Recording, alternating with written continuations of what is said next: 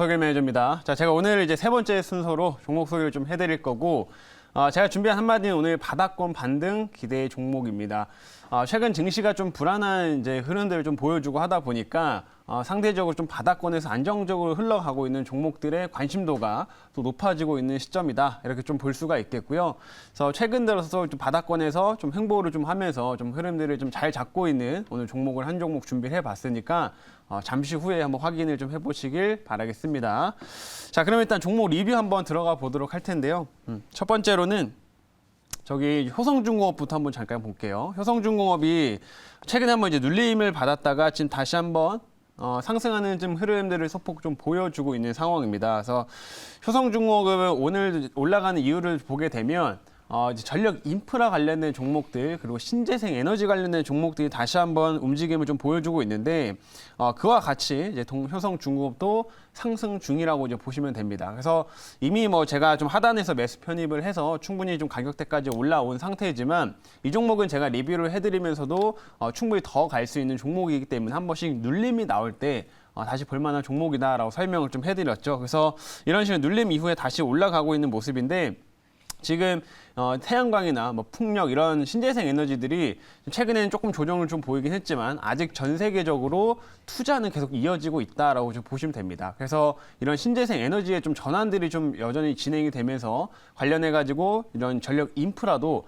같이 수출이 많이 증가하고 있기 때문에 우리가 효성중공업 같은 종목들을 주목할 필요 있다라고 말씀드리도록 하겠고요. 최근 이렇게 눌림 이후에 다시 오늘 좀 시세가 나오고 있는데 이런 모습들을 굉장히 좀 긍정적으로 좀 평가하고 있기 때문에 오늘 제가 다시 한번 리뷰를 좀 도와드렸습니다. 그래서 효성중공업도 이런 에너지 섹터들 흐름 사이에서 또 관심 있게 한번 지켜보시면 좋겠다라는 점 설명드리도록 하겠고요.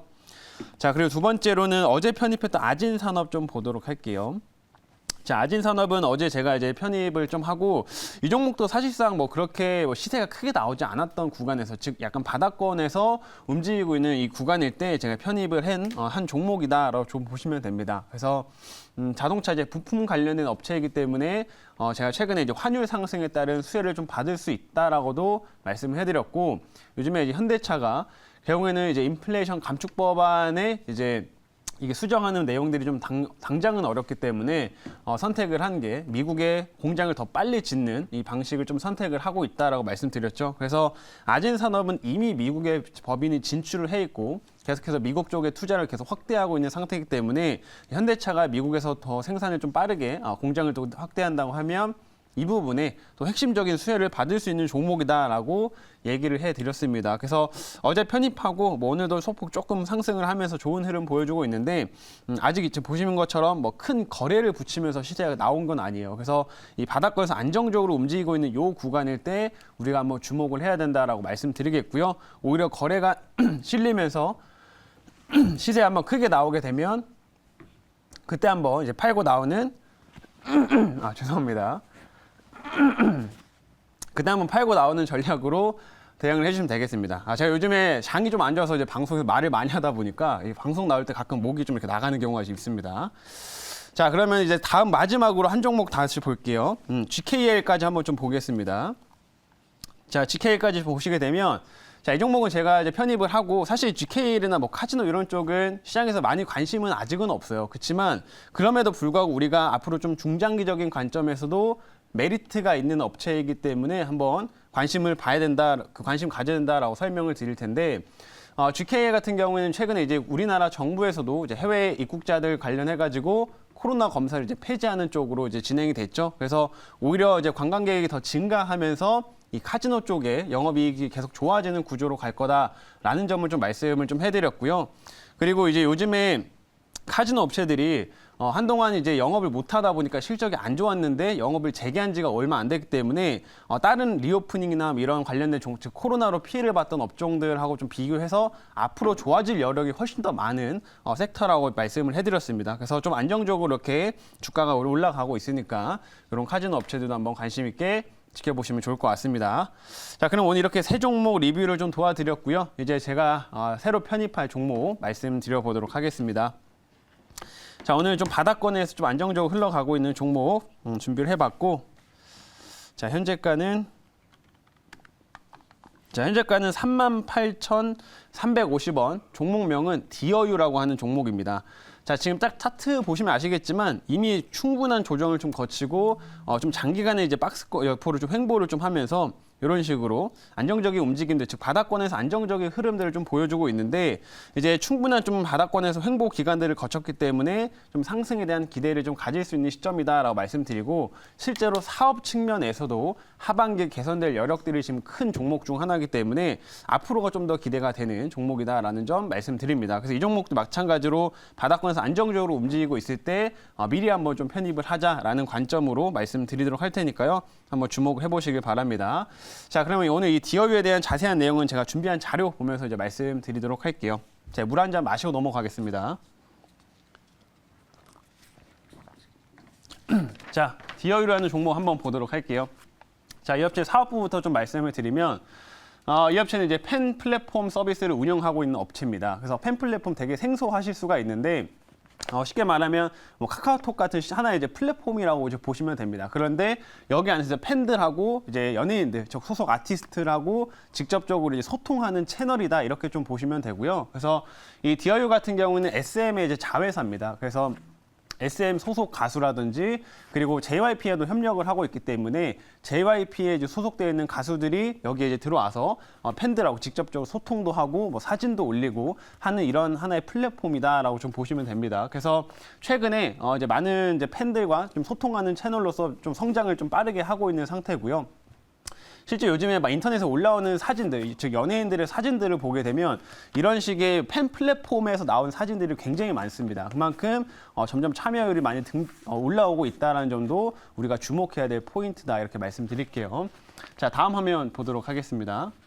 자, 이 업체가 이제 결국에는 수익성이 계속 좋아지기 위해서는 하나의 또 플랫폼이기 때문에 그만큼 이용자가 꾸준히 증가를 해야 돼요. 근데 이용자가 증가를 하려면 당연히 증가할 만한 요인이 있어야 되겠죠.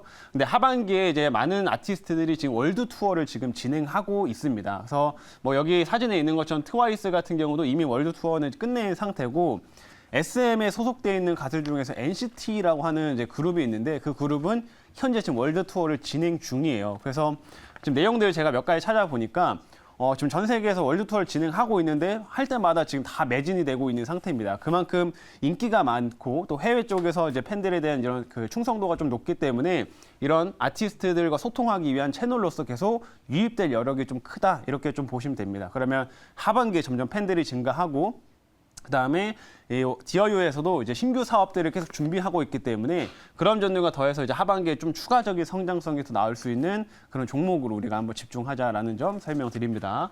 자, 이제 마지막 화면, 다음 화면 보겠습니다.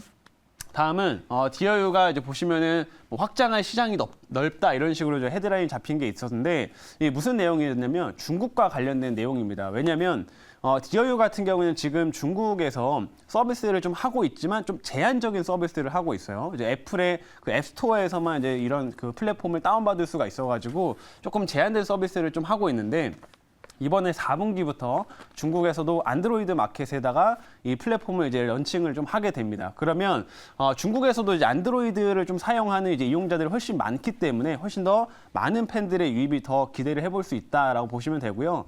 이미 지금 이 그 디어유 같은 경우에는 이용자들의 한 30% 정도가 중국인입니다. 그래서 중국 팬들이 지금 이미 많이 좀 차지하고 있기 때문에 앞으로 추가적으로 중국인 팬들이 많이 유입되면 이 부분에서 수익화할 가능성이 굉장히 높아지고 성장성이 좀 부각될 수 있는 종목 중 하나다 이렇게 좀 말씀드리도록 할게요.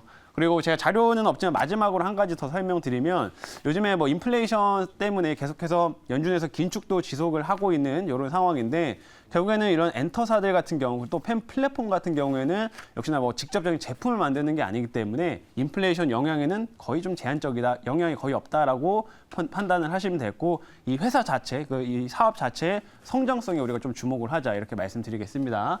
자, 여기까지 이제 말씀드렸고 질문 한번 받아볼게요. 네, 제가 질문을 해 보도록 하겠습니다. 이제 뭐 일종의 이제 메타버스 테마주로 또 묶여가지고 네. 상장 초에 정말 엄청난 기대감을 주면서 상장이 된 종목입니다. 그러다가 이제 메타버스 테마 좀 죽으면서 이제 같이 좀 죽었는데요. 네. 오늘 또 메타버스 종목이 뭐 살짝 좀 오르기는 합니다. 그래서 이제 옛날에 약간 1년 전이죠. 1년 전에 그 화려한 어떤 상승이 이제 나올 수 있느냐 이제 그 타이밍 같은데요. 앞으로 메타버스 종목들의 어떤 중장기적인 전망 또 어떻게 보세요?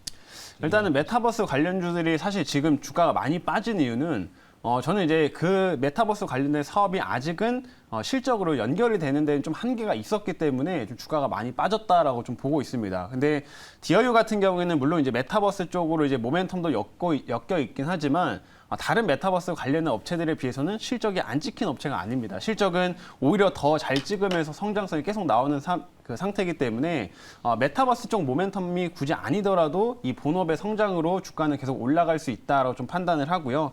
아까 제가 자료에서 설명드렸던 것처럼 사실 메타버스 쪽 모멘텀들보다는 이제 하반기에 실제로 이제 그 유입량, 그 이제 이용객들이 더 증가하게 되면서 거기서 나오는 이제 수익성을 더 기대할 수 있기 때문에 오히려 그 점을 좀 더 우리가 집중하고 좀 바닥권에서 좀 흘러갈 때 한번 미리 한번 담아두자 이렇게 좀 그 얘기를 드려보도록 하겠습니다. 자, 그럼 여기까지 말씀드리고 1차 목표가 말씀드리겠습니다. 1차는 41,700원 제시하도록 하겠고요. 2차는 45,000원, 그리고 손절가는 31,700원 제시하도록 하겠습니다.